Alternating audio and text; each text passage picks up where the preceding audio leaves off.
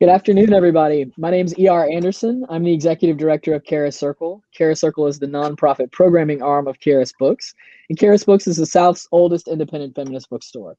We're thrilled to be celebrating this new and wonderful, joyous children's book, Your Mama, with all of you out there today. We hope this is kicking off a week of joyous Mother's Day celebrations. We believe in celebrating mothers year-round, not just on Mother's Day, but we thought, let's get this party started a week early. And if you're, needing a gift for your mother, this is an excellent Mother's Day gift. Read along, and regardless of how old you are always your mother's baby. And I think this would be a great one to read with adult children, to read along as well. So I'm going to introduce first our interviewer today, who is Monica Ray Simpson, well known to everybody in Atlanta. Monica is the executive director of Sister Song, which is a women of color reproductive justice collective. A native of rural North Carolina, Monica organizes against human rights violations, the prison industrial complex, and structural racism through a feminist and interdisciplinary approach to Black liberation from a Southern to a global scale. A true Renaissance leader, she's also committed to birth justice as a certified doula and centers the reproductive rights of Black women as part of her practice. Monica's masterful integration of activism and artivism, created a path for the release of her first live album entitled Revolutionary Love, an album praised for its blending of her gospel roots and her passion for social justice. This innovative sound is what she calls revolutionary soul. As a performer who works to empower marginalized people and tear down broken systems, Monica was named as a new civil rights leader by Essence magazine and chosen as one of the Advocate magazine's 40 under 40 leaders. So I really wanted Monica to be here for this very reason, this artivism, right? So why do our movements need beautiful works of art for people of all ages? And when I saw this book, I teared up. I just immediately teared up and just felt it so much. I felt the joy in it, and I felt the reclamation in it. There's so many beautiful things happening in this book. So I want to introduce the author and the illustrator. So NoNieqa Ramos is an educator who wrote the Disturbed Girls Dictionary, a 2018 New York Public Library Best Book for Teens, a 2019 YALSA Best Fiction for Young Adults selection, and a 2019 In the Margins Award Top 10 pick. Her debut picture book, Your Mama, earned a starred review from School Library Journal. She's a proud member of Las Musas, the Soaring 20s, and PB debut Troop 21. She lives in Virginia with her family. So welcome, NoNieqa. We're thrilled to have you here. Thanks for having me. And last but not least, Jacqueline Alcantara is the illustrator of the critically acclaimed The Field and Freedom Soup and the forthcoming Your Mama. The fresh off the pages, Your Mama. Her favorite days are spent drawing, painting, writing, and walking her dog. In 2016, she was awarded the inaugural We Need Diverse Books Illustrator Mentorship, and you can find more at her website, which I'm going to drop in the chat. So we're thrilled to have all of you here. We're thrilled to have this event in co-sponsorship and partnership with Sister Song. So I've dropped Sister Song in the chat. Sister Song and Charis have deep love and deep roots together. And part of what we're going to talk about today is how does reproductive justice as a framework really center joy in thriving and living. And I think this book does that as well. So however old you are watching this, whether you're a young person or a mother yourself, we hope that you enjoy. If you want to ask questions, feel free to click the Ask a Question box at the bottom center of your screen. Otherwise, just kick back and make yourself at home.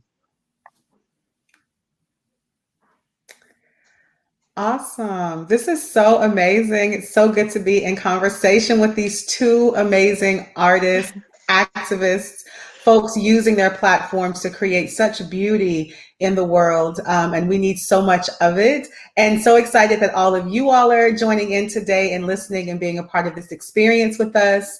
And like ER said, we're really excited at Sister Song to be a co-sponsor of this event and to really bring in this conversation of reproductive justice and its connection to this work. And so I do want to turn it over first because I think we're in for a treat, y'all. Not only do we get to have an opportunity to have some questions and dig into a little bit of the story of these two artists, artists and what they bring to the world, but we get to hear, you know, this from this book, and we get to see the images and like really get you all excited about making that purchase and making sure that we continue to build the momentum that this book deserves, right? So NoNieqa, Jackie, hi y'all. Hey, so Hi. great to be here. Oh my gosh, this is such a treat. I've been looking forward to this all month, and it was really excited to see your faces on the screen. I was reading your names, I was reading all about you when I saw you in print, but to see your actual faces on screen is such a treat. And so I want to turn it over to you first. Yes, like I'm like, we are here. This virtual world, we've had to get used to it, right? For sure. But at least it feels like we're in the space with each other and able to be in the experience. Yes. So I want to turn it over to you all just for a moment, because I want you all to set us up, right? Help us understand your mama. You know, what does this mean? And help us really get into the spirit of what this book is all about. There are so many answers to that question. I first want to back up and say that I absolutely adore everything that you do. And when we were asked, you know, would we like to do this event? I said, wait a minute, I need to do my research. And I thought, this is everything. This is, you know, as far as reproductive justice and reproductive rights and empowerment of women. I'm like, this is, we're all on the same page here. So it was absolutely just this mutual in the feeling of excitement and meeting you in person. Yeah, for real. But I you know, I want to start with joy, which is where you're talking about centering joy. And I think one of my answers is smashing the patriarchy. You know, your mama jokes in themselves. You know, we can talk about how funny they are, but we can also talk about how problematic they are. So I want to kind of focus on harnessing the humor and the spirit and the joy of BIPOC motherhood.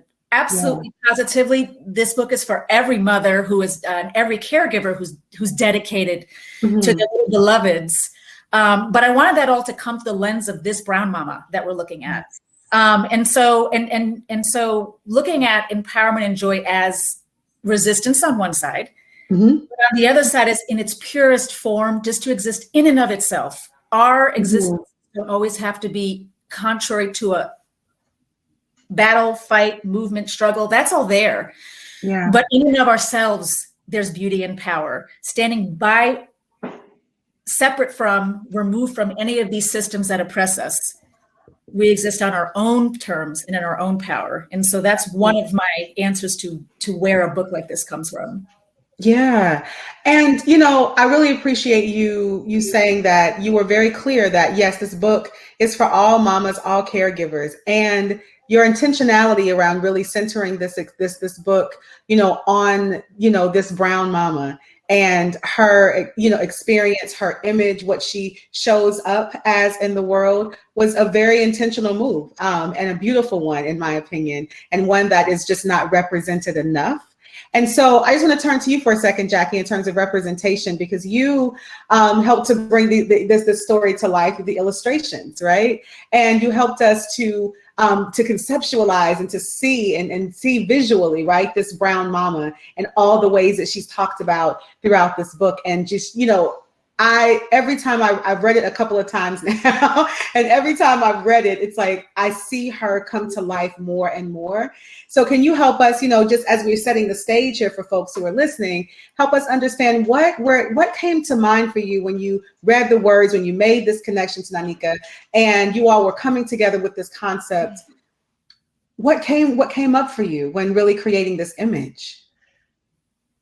Well, I guess when creating the image of the mom herself, you know, I'm not a mom yet, so I feel like and normally in my process, I'm really trying to think about it through a child's lens, you know, and coming up with the characters and the narrative. But I thought a lot about how, you know, when reflecting on all of the things that my mom did for me and all of the amazing things that moms do on a day-to-day basis, they are like crazy superheroes, and they're just tackle so many things. And so I loved that, you know, she is physically beautiful, physically strong, emotionally strong, but just really tech savvy and funny and goofy, you know. So it was really important for me to really show all of those sides of her as a person.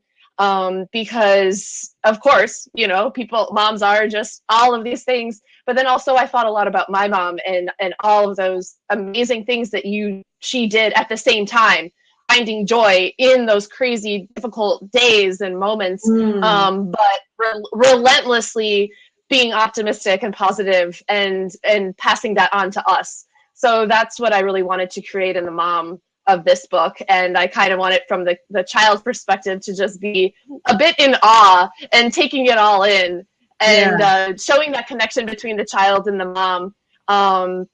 But, you know, kind of showing the child like receiving this and seeing it and appreciating her. Jackie, I want to point this out because I just love this. Like, if you look at the cover, I'm going to try to get close. I know it's flawed, but when Jackie's speaking, look at the look of admiration that Jackie created. Yeah. And I think that's not to be taken for granted, Jackie's artistic work in portraying that.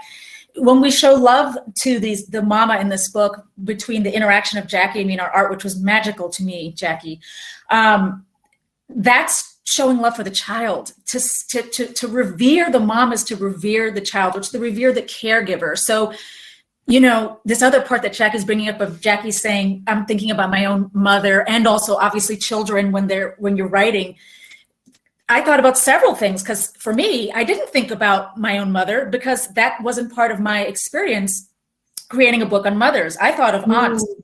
And so isn't that interesting that Jackie and I created this, coming at from these different perspectives. I thought about the matriarchs in my family and all of the Latinx, the Puerto Rican women that are responsible for me being able to talk to the two of you. You know, I'm sitting here with you two, and I know that's 100% because I'm, you know, on their shoulders of all the energy that they gave to me. And so the other thing, you know, Jackie's incredible, you know, Jackie's telling a story. I'm telling a story. I'm doing it through text, and Jackie's doing it through this incredible artistic medium. Is the idea of who is this for?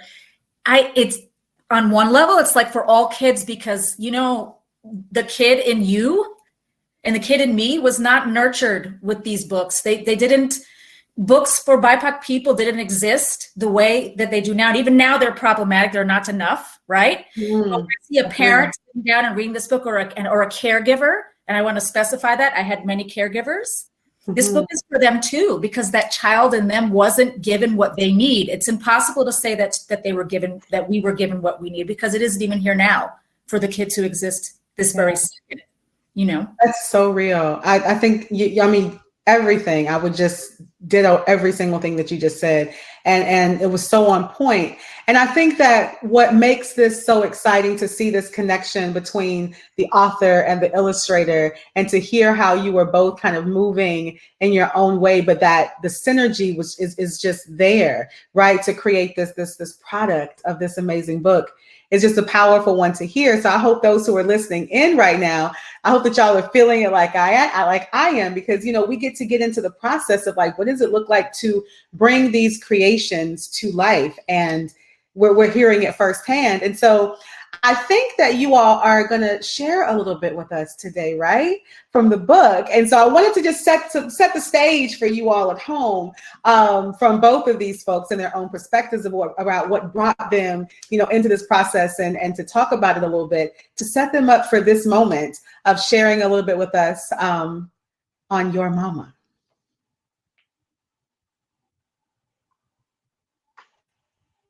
I think you're on mute with us, NoNieqa. Myself, I'm a technological genius here. Yes, you are.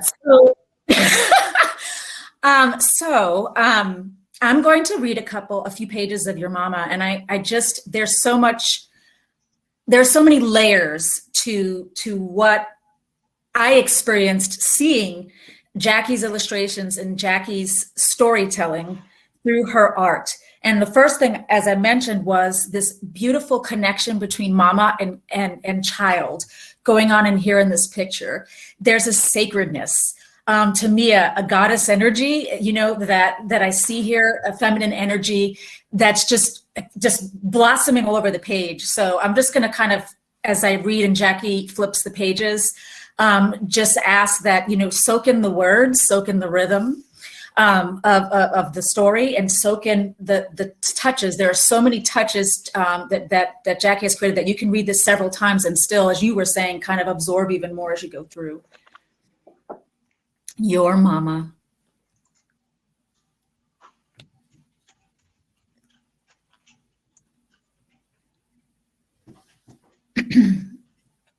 And Jackie, is there any way to get this bigger on my end?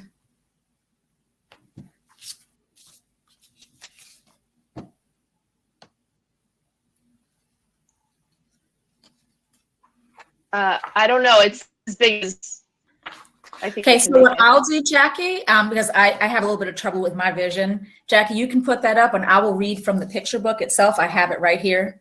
Handy dandy. Thank you. Perfect. All right. Here we go. Your mama. Your mama's so sweet. She could be a bakery. All frosting, powdered sugar, and pastries. Leaves love notes in your almuerzo, homemade. She's the cinnamon to your tembleque, the tres leches to your cake.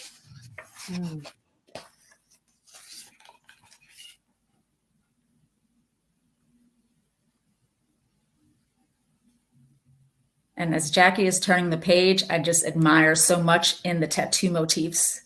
Oh my gosh. Yeah, they're just so many little pieces that you pick up. Your mama's so strong, she like a Marine. Up 3 flights of stairs, carries the groceries. When you both had that fever, carried you to emergency. Mm-hmm.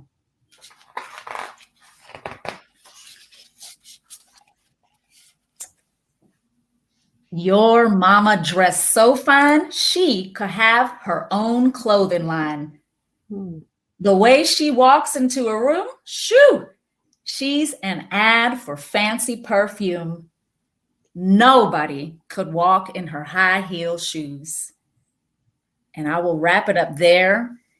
I can't say that I have a favorite spread because there are so many beautiful spreads here. I just absolutely love this particular page because as an educator, I experienced watching parents of color not always feel welcome and revered in school and taking part of their children's education.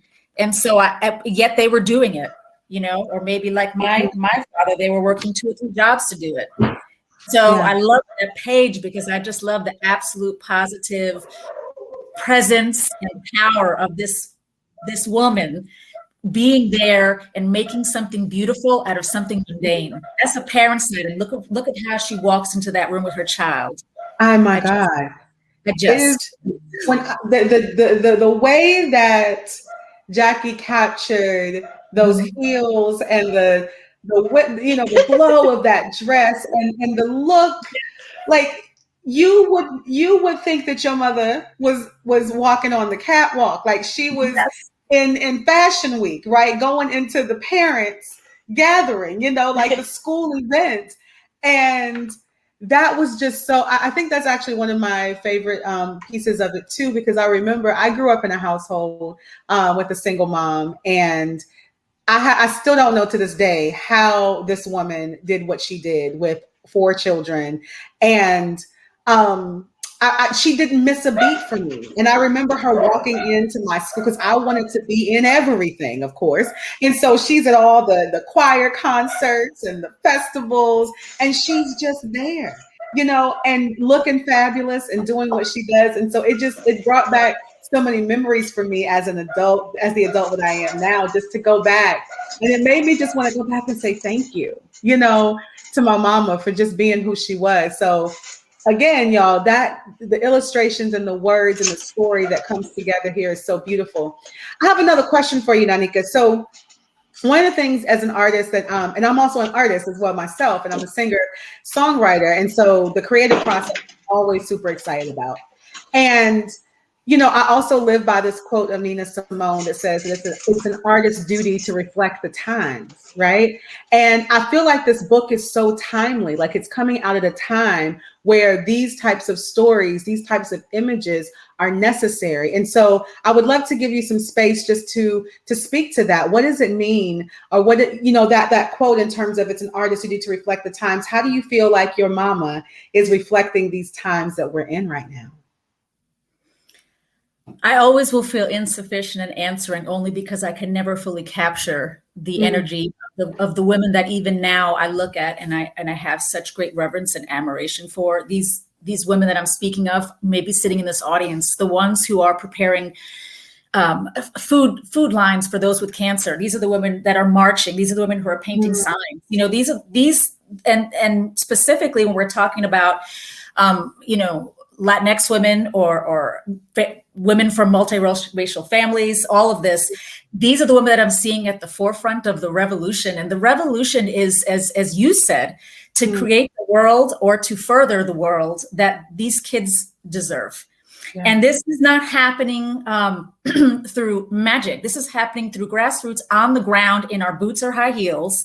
Women are putting the meals on the table, creating the art, using, or rather, art is the conduit and art is the mechanism, because using is such an insufficient verb, to bring forth this collective of energy that's making moves. And I pictured this wall of energy just inching forward as we're changing, it is moving, but we're moving mountains. And the thing is, mountains don't get moved alone. And so whenever I look at this book, I conjure images of real life humans. On my Instagram feed, I've been lucky enough to be able to cite some of them. Aida Salazar is the one I most recently have been shouting at. Just these are people who are absolutely doing it all. And the other part of that is that's a huge expenditure of energy. You were just talking about your mom, right? And Jackie, I'm sure it's the same. Your mom, the huge expenditure of energy. And you know how I know? Because you're amazing, Jackie. That happened because of your parent, your caregiver being amazing by your very existence and the art that you make. So I look at that and I say, acknowledgement, but also deep breath. So I kind of want to also move towards that. There are funny sections in the book that Jackie's brilliance brought perfectly to life. I couldn't have even possibly have imagined them as perfectly exemplified as the way Jackie put them there. We also need deep breaths and forgiveness, respite, empathy, care. So this book isn't about creating an image of somebody that is constantly on the grind, but rather someone who is to me, I think of human and divine, this sense of being fallible and having a hard day and needing to go to somebody and say, it was hard and I had a hard time, with everything that was going on in my particular life. And I need some time to talk about my mental health. So those funny pages to me, which is so hard to do, they resonate because part of taking care of each other is reverence, but part of taking care of each other also means carrying each other and letting us just say, you know what, today I am maybe at my worst. And reproductive justice is also saying, today I'm weak and I need care and I'm not able to do X, Y, and Z, So that's kind of like where I come from when we created, because these words by themselves, I feel so strongly about. But again, when Jackie put those pages down with the mom under, on the phone and on the floor, or the funny page of your mama so forgiving, Jackie, you can speak to your thoughts during those pages. But yeah, I definitely never want to create an image where we say we uphold, but we put ourselves on such a pedestal that we just can't cling on each other when we need to. We just can't lean, Absolutely. And, Jackie, I would love to hear your thoughts on this too, as we're talking about this connection between, how this book and what it represents, reflects the times. And as an illustrator, as an artist, thinking about how do we bring in the images. And I think about, across social justice movements and so much when it's of what has happened in the world, like there have been folks capturing images for us not to forget, for us to imagine something new. And so you're in that class of people for us, right? Creating those images. And so I would love to hear from you too around how you as an illustrator, and in particular these images or other images that you're creating, because we'd love to see some of that too, right? Of like, how are you bridging this gap, or how do you make this connection to reflecting the times?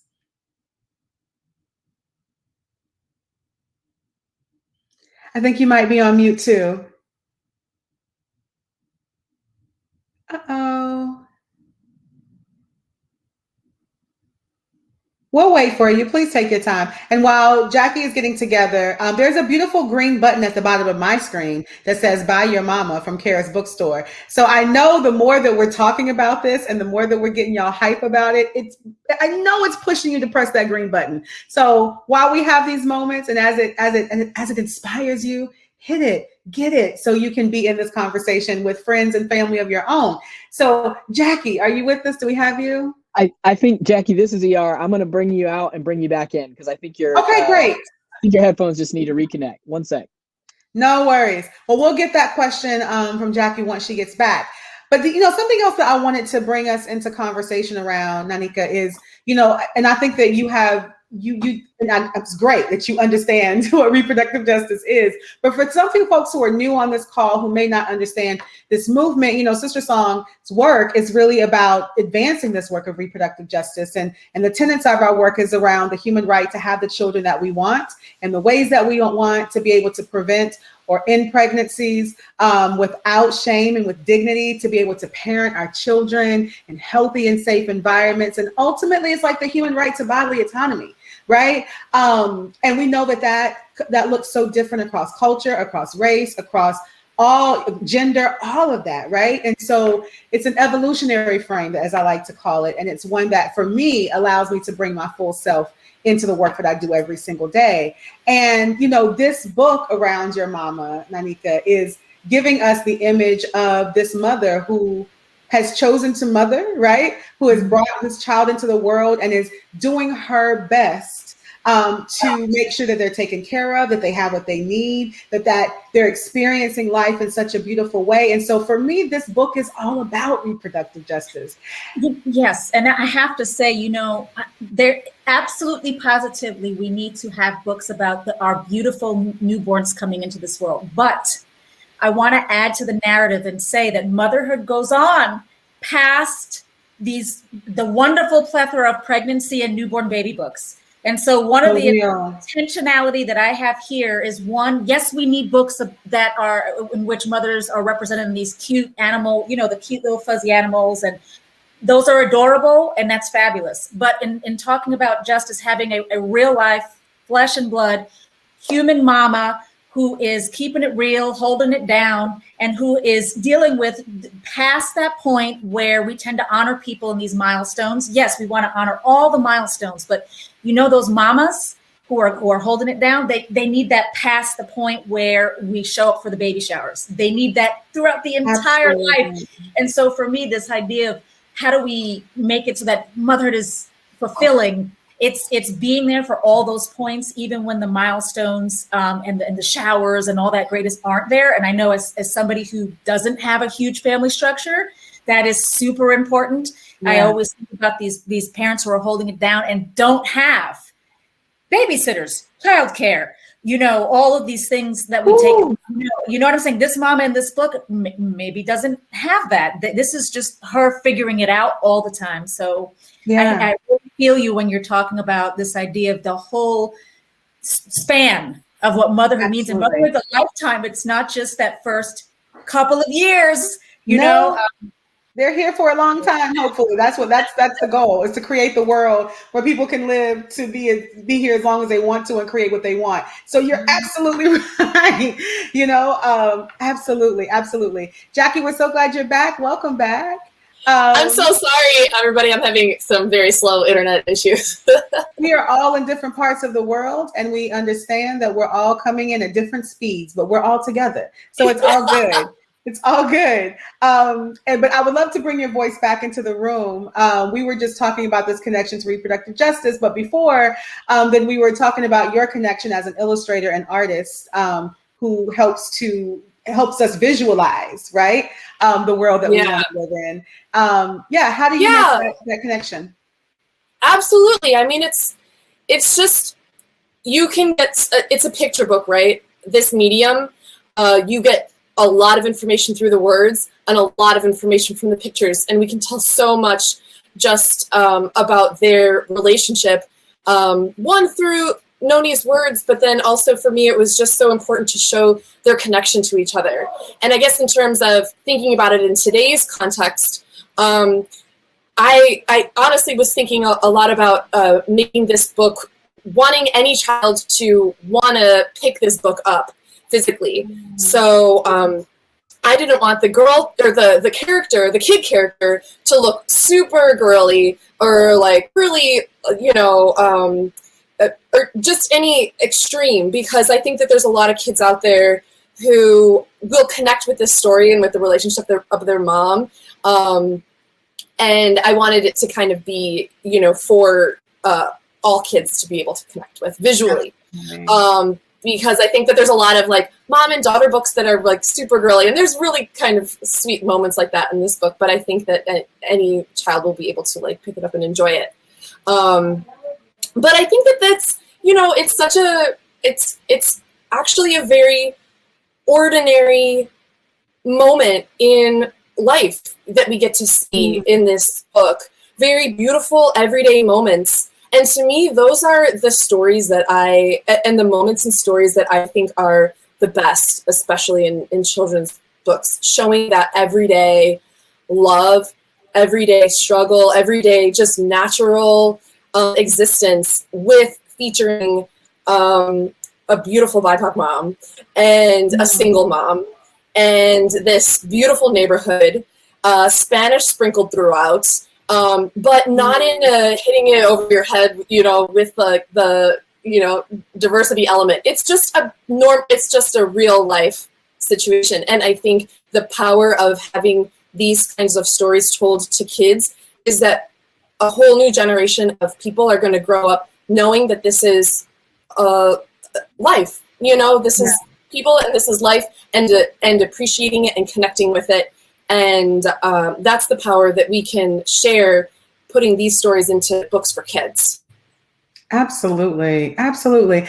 And, I also want to bring folks' attention, because this is good conversation going on here. And we hope that you all are enjoying it at home. And we want you to know that you can be a part of this conversation with us too. So please, there's also another little prompt down there that says, ask a question. And so if you want to ask questions of these amazing artists, we want you to do so. So please get in the conversation with us and put your questions in that box. And I'll be going to them in just a moment to see what you all got to say. And even if it's not a question, you can just give some love, in that situation down there. We like love. What's up, Jackie?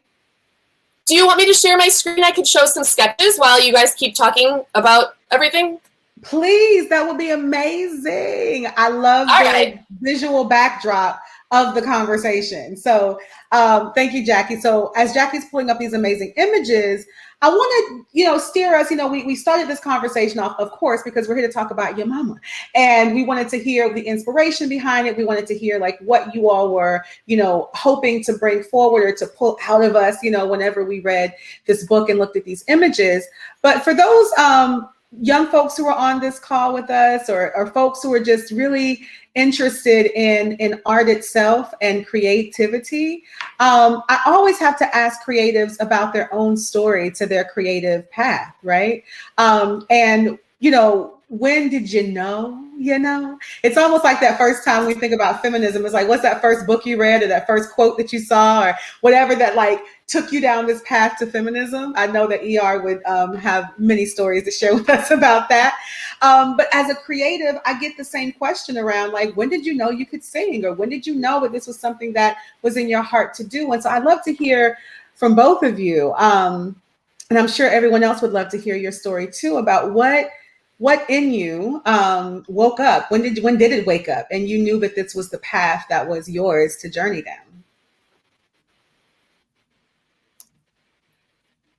And I don't, Jackie, did you want to take that first since your images are on the screen? Yeah, that'd be great. Sure, you guys can see them okay, right? Yeah. This is amazing.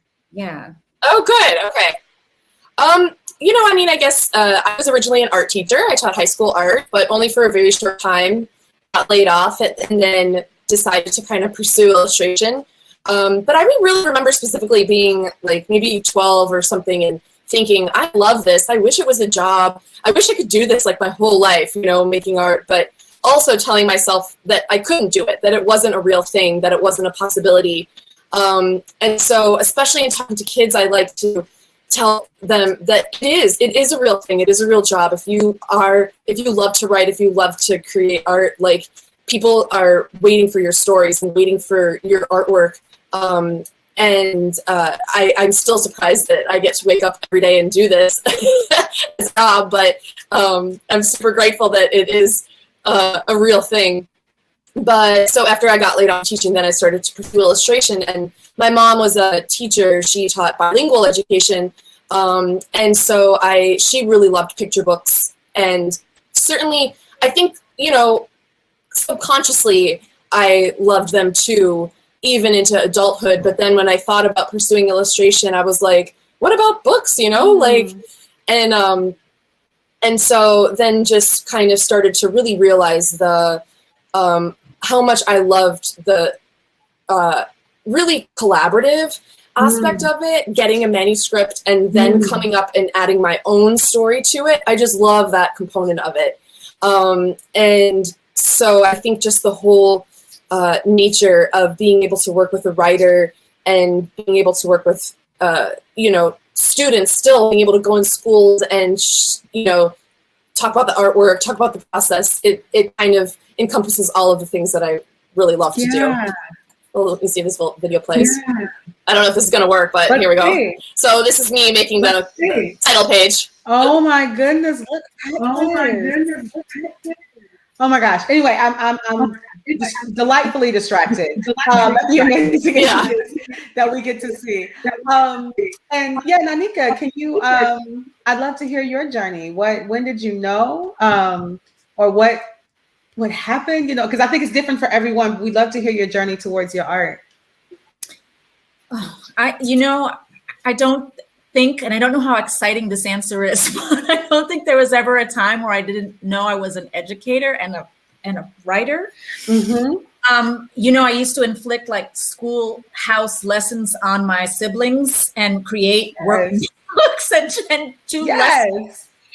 And so just being an educator and knowing the effect, I always had an intuitive sense of that from being young. And I think that the only way I can explain that, again, are the persons, the matriarchs I was surrounded by, who always communicated to me that even though, we were climbing or struggling, or that this collaboration, when Jackie's talking about collaboration, I mean, I think that any successful person, the collaboration as a child is that energy they give to you, affirming who you are. And so, there were people there telling me that story, that little picture book I made in tinfoil, where I made a fake cover on the marble composition notebook, and I used to have Dewey Decimals that I used to jot on the books I read. Wow. Well, why? Because I had tias giving me books and saying, here's some more books. And yes, keep reading. And I had a madrina telling me, oh, I love that story you created. And so there's so much of a gift of doing that. So while I couldn't probably explain it at the time, there's no greater joy than being in a classroom and empowering people to feel like they can do whatever art it is that's within them. Because to me, every child is gifted. And what that gift is the mystery that we have to figure out in the educational journey, or as parents, right? What are the gifts? Not that I think my child should have or what my child should be, but rather what is that gift that's going to become unwrapped? So I feel like there's that component of my artist journey, the kind of educator writer is very intertwined. But picture books, there's a unique magic and power to a picture book. And when you send these into the classroom, you automatically have hugged every kid in the room. You automatically, the parent that's sitting there, I've had people reach out, Jackie, I'm sure you have too. I've had parents reach out and discuss you and me and how they're feeling when they're getting this. And I get these texts, and no matter what I'm feeling during my day, I just feel like, wow, that's just incredible that the parent is saying, I feel so tired. And because I saw this illustration or read this text, you just resuscitated me a little bit and made me feel like, you see me, this is hard, but it's beautiful. It's beautiful. It's the beautiful struggle, right? Yeah. And on the other hand of the kids cracking up laughing because they're seeing like Jackie's illustration where the makeup's all over the floor and the kids doing karaoke, and the mom is listening, and the mom got mad. Yes, she got mad because that purse is everywhere, but at the same time, you know what I mean? That's motherhood right there. And so so beautiful. Like doing that, like that fact that we can be present in affirming, that definitely happens in all types of books. I write YA as well, but there's, for me, no more power than putting that between the pages of a picture book for both the kid and the parent, because I don't think you can separate those two, You can't. I don't think so either. I really, really don't. And I so feel you. I remember being that kid too, that was just going through all my mom's records. I would have them, all over the floor, and I'm doing concerts in the living room with different objects. I mean, it was a whole situation. And I think there's just so much power in the image of the one that you just put up, Jackie, of, I know that I'm going to have to clean up this whole house in a little bit, but this experience is helping my child learn something more about themselves, right? Yeah. Yes. Sometimes your mama gets cray. I know what I made my mama crazy. Jesus, I know what I did. and yet and still, right? The resiliency, the love, everything that shows up in motherhood and parenthood and caregiving still outweighs it all, right? Like even in the midst of it. And again, I just think that the way that you all have told the story and the way that you have brought the images together gives us something so magical. And I agree. I think it's something for the adult children like me and the children out here. And I think everybody can get something from this book. So again, I'm just going to remind you all just one more time, and you will get reminded again in the end that you should be purchasing this book from Charis Bookstore. And there's a way for you to do that very easily right here on your screen. So I just have one more question for you all, and before we turn it back over to the hands of the amazing team at Charis. One of the things I say a lot is that, choosing to parent in these days and times is, in my opinion, one of the most revolutionary things that one can do. And this image that you all were able to bring to life in this book, Your Mama, it personified it. Like it just made it so much more real for me, even, as I hold on to that truth for myself. And so my last question for both of you is what is your dream with Your Mama? Like, where do you want this to go? What do you want people to get from it? Like, if you could tell us your wildest, most vast dream about what Your Mama could do for the world, right? What would that be? Wow. When you're talking, like, and as somebody who's, first of all, been parented by many, so I've been parented by community. And speaking of choosing, I guess I'll start with the choice. My father chose to parent at a time when that was not typical or common at all to have a single father raising, two daughters. And so choosing, and very much having society's permission not to choose, I can tell you that for a fact, and then the choice of the community of mothers making his journey possible.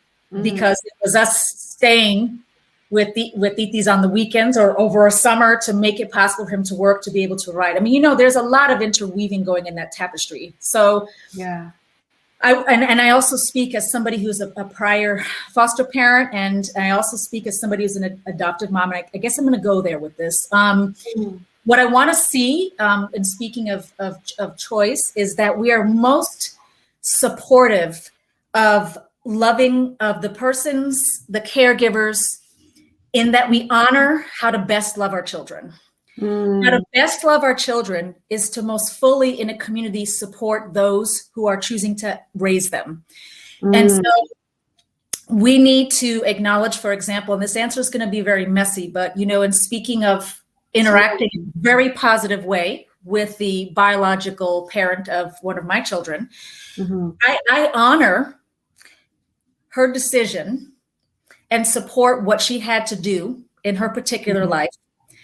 And I specifically honor that as somebody who was, basically at that time, not raised by my own biological parent. And then growing up with this complicated situation, I come from a very emotional, but very powerful place of empathy and forgiveness, I feel. I don't know how to say that well, but, I think that I wish that my, for example, biological parent was loved better, so that perhaps they could have made different choices. But regardless, I think that all of us as an entire community, including that biological parent who was not present, would have been healthier, would have been more productive and contributing to society if we had all been honored in the sacred ways that we could be at that time. So to me, this idea that, for example, my biological parent couldn't be present and the shame associated with that, I don't accept that and I reject it. And that sounds very strange, especially if anyone knows my particular story. But that is because that was what she could have given, and what did we gain from disgracing people? And so what I want to see is this idea of supporting, loving, and revering the very humanity of true motherhood. This prevents abuse. This prevents situations where you have kids abandoned. We're looking at this from the wrong way. And so what we need to do, and why it is when I found out, because Jackie, you were with me and I was asking, what is this all about on the email chain? I'm like, I need to know first about this bookstore and what their movement is. I'm like, yes, what I want to see is those persons who step into, claim, or because their bodies they are the biologicals, all of those people are honored for their journeys and respected throughout the whole journey, so that we have healthy, happy children. And that's where we get our beautiful future. That's exactly where we get it. And that's why I always say this is a book for caregivers. The idea of motherhood can be biological, but it isn't always. And that's, by the way, has always been the case. There has never been a time that has not been the case. Societal norms are totally separate from reality sometimes.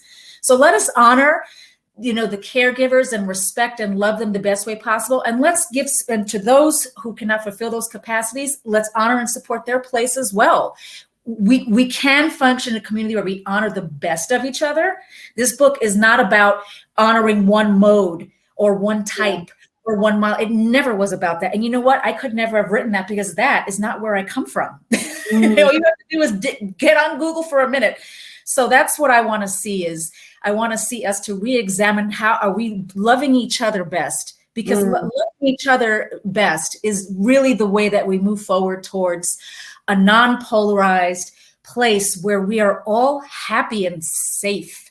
And that specifically is most important for our most vulnerable people, the kids. As Jackie was saying perfectly, this book is for those kids. Ultimately, this is for the kids, and letting them feel, yes, you're loved, and no, there's not one way for that to look, So. That is so real. Thank you so much, NoNieqa, for that vision, for your generosity and just your own story and being vulnerable, and that is so beautiful. And I'm super, super grateful that this is a space that we got to hear from you, and hear from you around that. So thank you. And Jackie, I want to give it to you, and then I'm going to get ready to pass it off to our folks at Charis. I don't know how or what I would add to Noni's answer there. I mean, it was powerful. I'm still over here just like, you. I know. Yeah, I'm with you. You know, honestly, I just sent this book to a couple of my cousins, and they kind of all responded in a similar way of just saying, like, this book re-energized me, you know, as a mom. And I think that was just so awesome to hear, because I know, you know, the joy of picture books are reading them with your kids. But if at the end of the story, you yourself can feel more energized as a mom, and, you know, more respected and more loved and more excited to, like, get out there and, you know, like, fly a drone and go to the library and, you know, take a road trip and, you know, just, like, enjoy all of the things. I really loved hearing that from them, and I thought, wow, that was something I really didn't honestly expect to hear back, was, you know, just like, wow, this book makes me want to be a better mom. So I really loved that.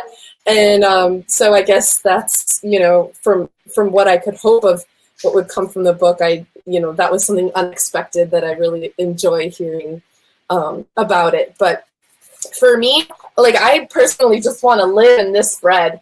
I love the line that Noni wrote here. And your mom is so rich, she's rolling in it. But she's not talking about money. She's talking about friends. She's talking about relatives. She's talking about the community. She's talking about everybody that raises kids, everybody that supports you, everything that both of you have been talking about this whole time. And so I think that it's just such a beautiful way that she expressed that. And, you know, that richness in life is that. So I'm going to try to find this place in the world and sit myself there and stay there. Yes, absolutely. Thank you, Jackie.